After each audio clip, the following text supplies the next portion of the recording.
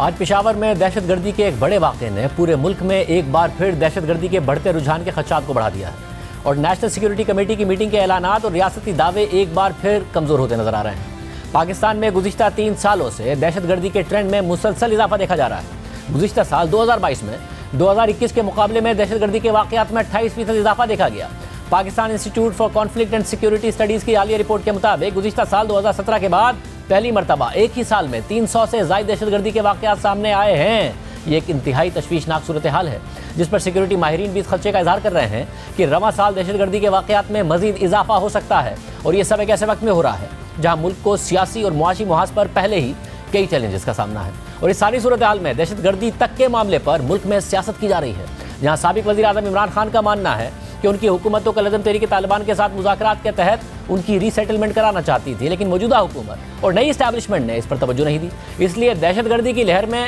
اضافہ دیکھا جا رہا ہے، جبکہ موجودہ حکومت سابقہ حکومت پر ملک میں دہشت گردی امپورٹ کرنے کا الزام لگا رہی ہے، لیکن در حقیقت اس پورے معاملے کا ایک پس منظر ہے۔ پاکستان میں امریکہ میں 9/11 کے واقعے سے پہلے بھی دہشت گردی کے واقعات ہوئے، مگر افغان جنگ کے بعد پاکستان میں دہشت گردی میں اضافہ ہوا۔ جنرل مشرف کے دور میں 2008 تک دہشت گردی اپنے عروج پر پہنچ گئی، اس کے بعد بھی مذاکرات ہوئے، آپریشنز ہوئے، مگر 2013 تک بھی ملک کو دہشت گردی کا سامنا رہا، اور ایک ایسا وقت پاکستان نے دیکھا کہ جس میں تقریباً روزانہ نیوز چینلز کی ٹاپ ہیڈ لائن کوئی دھماکہ، حملہ اور اس میں ہونے والی ہلاکتیں ہوتی تھی، اور کبھی کبھار ایک دن میں متعدد حملے ہوتے تھے۔ لیکن 2014 کے بعد سے 2020 تک ان واقعات میں کمی آئی اور پاکستان کے عوام نے نسبتاً امن کا دور دیکھا، مگر 2021 سے دہشت گردی میں ایک بار پھر واضح اضافہ دیکھا جا رہا ہے، جو حالیہ واقعات کے بعد ملک میں ایک بار پھر 2014 جیسے حالات اور خدشات کو ہوا دے رہا ہے۔ دسمبر 2014 میں پشاور میں آرمی پبلک اسکول پر کالعدم تحریک طالبان پاکستان کے عسکریت پسندوں نے حملہ کر کے معصوم بچوں کو شہید کر دیا۔ اس حملے میں 22 اساتذہ اور 122 بچوں کو شہید کر دیا گیا، اور اس واقعے نے دہشت گردی سے متعلق پاکستان کی کنفیوزڈ پالیسی کو ایک سمت دی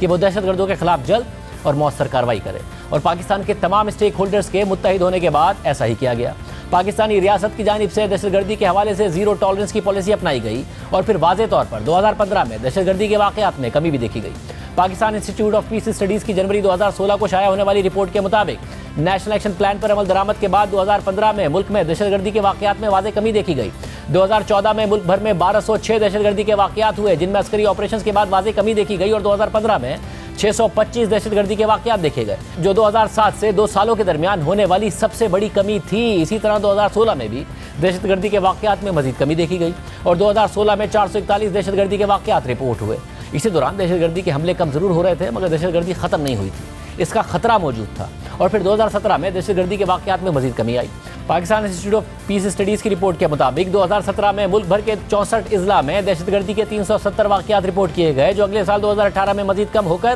262 ہو گئے۔ پھر 2019 میں پاکستان میں دہشت گردی کے 229 واقعات ہوئے، جن میں اگلے سال مزید کمی دیکھی گئی، جہاں 2020 میں دہشت گردی کے 146 واقعات رپورٹ ہوئے۔ پھر 2021 میں ہی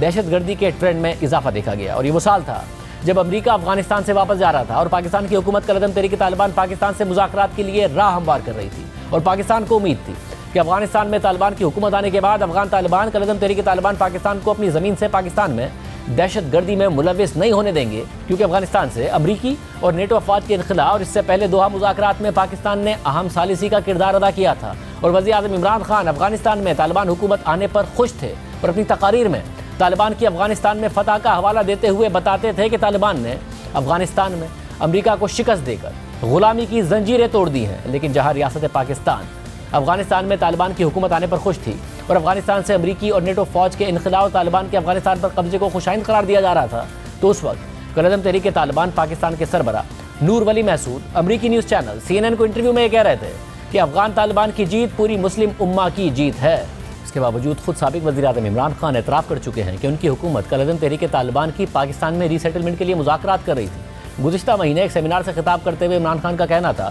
کہ افغان طالبان نے افغانستان پر قبضے کے بعد پاکستانی طالبان کو واپس جانے کو کہا، وہ ہمارے لیے اچھا موقع تھا، کیونکہ میری حکومت پہلے ہی اسے مذاکرات کر رہی تھی تاکہ 40,000 افراد کو ری سیٹل کریں۔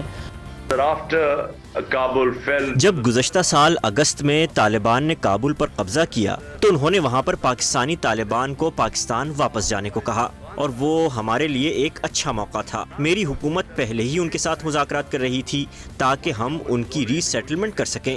क्योंकि वो 40,000 के करीब अफराद थे जो पाकिस्तान आ रहे थे, जिनमें से 5 से 10,000 के करीब अस्करियत पसंद और उनके ख़ानदान भी थे।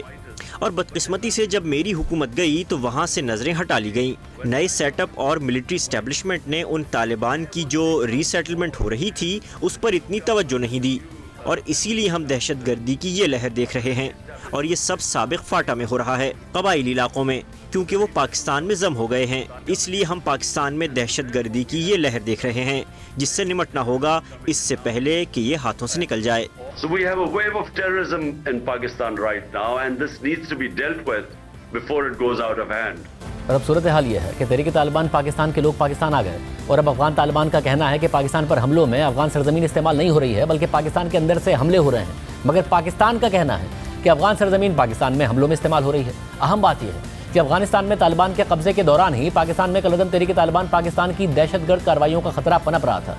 जिसकी तशखीस के बजाय, जिससे निमटने के बजाय उस वक्त की हुकूमत और रियासती इदारों का फोकस कलअदम तहरीक तालिबान के साथ मुज़ाकरात करना था। और जब ये मुज़ाकरात नाकाम हुए और उसकी नाकामी के असरात सामने आने लगे तो तहरीक इंसाफ इसकी जिम्मेदारी भी मुल्क में रेजीम चेंज से जोड़ रही है। मगर पाकिस्तान में दहशतगर्दी के वाक़यात का ज़्यादा ताल्लुक अफगानिस्तान में होने वाले रेजीम चेंज और उससे भी पहले कलअदम तहरीक तालिबान पाकिस्तान के मजबूत होने से,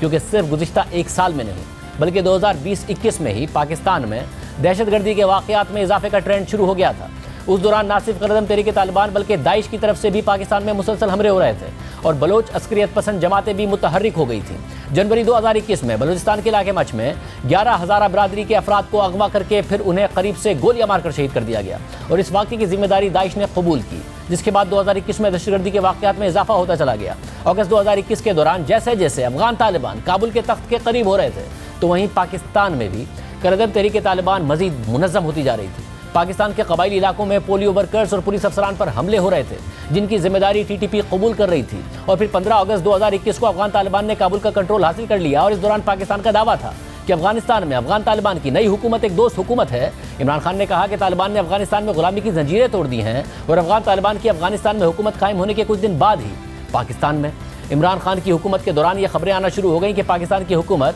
तहरीक तालिबान से मुज़ाकरात कर रही है और अफगान हुकूमत इस हवाले से मदद कर रही है और सालिसी का किरदार अदा कर रही है। इस पेशरफ्त पर तनकीद की गई, मीडिया सवालात उठाता रहा, अपोजिशन कहती रही कि इस हवाले से पार्लियामेंट को एतमाद में लिया जाए, जिसके बाद अक्टूबर 2021 में इमरान खान ने बाकायदा कलअदम तहरीक तालिबान से मुज़ाकरात की तस्दीक करते हुए कहा कि मैं फ़ौजी हल पर यकीन ही नहीं रखता, अगर तहरीक तालिबान के ग्रुप्स हथियार डाल दें तो हम उन्हें माफ़ कर देंगे और वो फिर आम शहरी बन जाएंगे। यानी मुज़ाकरात हो रहे थे, उसके बावजूद सिक्योरिटी फोर्सेस पर हमले हो रहे थे। वज़ीर आज़म इमरान खान को बताया जा रहा था कि हमले हो रहे हैं, मगर वो उस वक्त उन्हें हमलों की एक लहर कह रहे थे।